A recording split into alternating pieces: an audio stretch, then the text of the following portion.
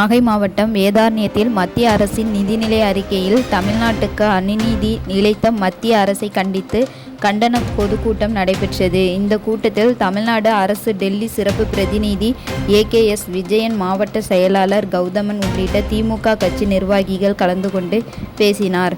இதில் 1000க்கும் மேற்பட்ட திமுக தொண்டர்கள் கலந்து கொண்டனர்.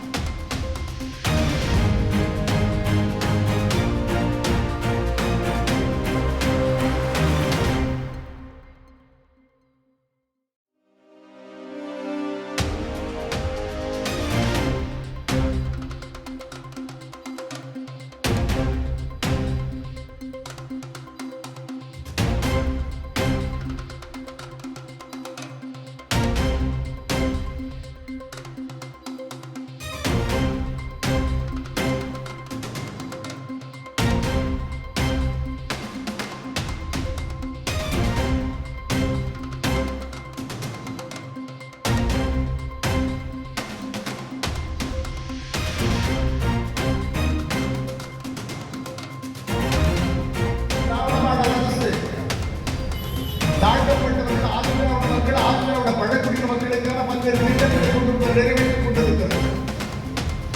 ஆனால் இன்றைக்கு இருக்கக்கூடிய மத்திய அரசு 2011ஆம் ஆண்டு கணக்கின்படி ஆதி திராவிடர் மக்கள் 16.6% சராசரியாக இந்திய நாட்டில் இருக்கிறார்.